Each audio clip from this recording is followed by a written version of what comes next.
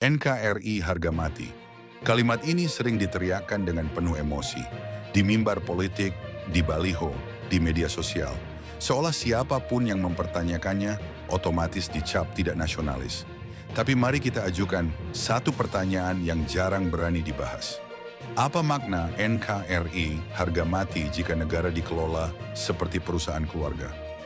Video ini bukan tentang ancaman asing, bukan tentang separatisme, bukan tentang bendera yang diturunkan.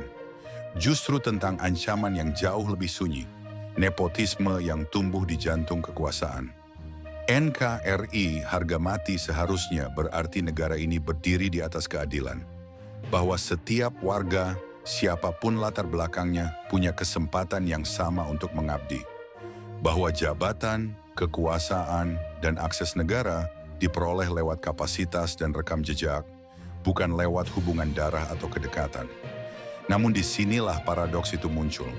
Ketika lingkaran keluarga dan orang-orang terdekat elit politik berulang kali muncul di posisi strategis, publik dipaksa percaya bahwa semuanya murni prestasi, bahwa semua terjadi secara alamiah, bahwa tak ada karpet merah. Masalahnya, pertanyaan publik tak pernah benar-benar dijawab. Apakah jalurnya setara? Apakah kompetisinya adil? Nepotisme bukan sekadar soal anak, menantu, atau saudara. Nepotisme adalah pola kekuasaan. Sebuah sistem di mana loyalitas personal lebih penting daripada kompetensi dan kedekatan lebih berharga daripada integritas. Dan nepotisme tidak meruntuhkan negara dengan ledakan. Ia bekerja pelan-pelan, mengikis kepercayaan, melemahkan institusi, membuat rakyat merasa negara ini bukan lagi milik bersama. NKRI mungkin tetap utuh di peta, bendera tetap berkibar, upacara tetap berlangsung, tapi di bawah permukaannya tumbuh kekecewaan dan rasa tidak adil yang menumpuk dari hari ke hari. Ironisnya, slogan NKRI harga mati justru sering dipakai untuk membungkam kritik.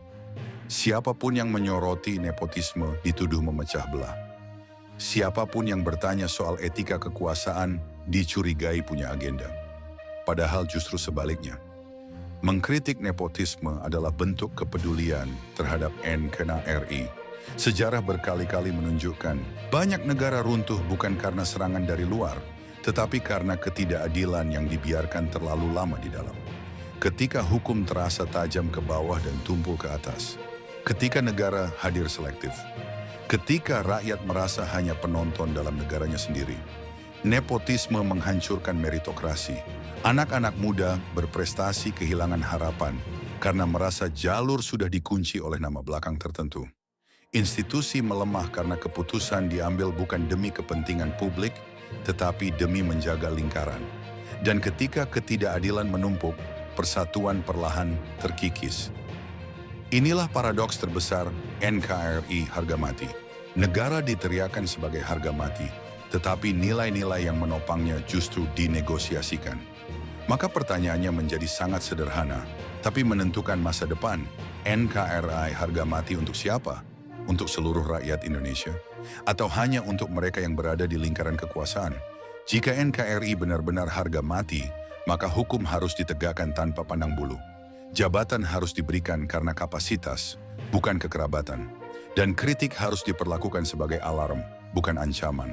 Tanpa itu semua, NKRI hanya akan menjadi slogan keras tanpa jiwa. Negara tidak runtuh ketika bendera diturunkan. Negara runtuh ketika keadilan dikorbankan dan publik dipaksa diam. NKRI harga mati bukan sekadar teriakan. Ia adalah tanggung jawab moral agar negara ini tidak diwariskan seperti harta keluarga, tetapi dijaga sebagai amanah bersama. Jika menurut Anda pembahasan ini penting, tuliskan pendapat Anda di kolom komentar. Jangan lupa like, share, dan subscribe agar diskusi kritis seperti ini terus hidup. Karena NKRI yang kuat bukan yang kebal kritik, melainkan yang berani bercermin. Untuk Indonesia menjadi lebih baik.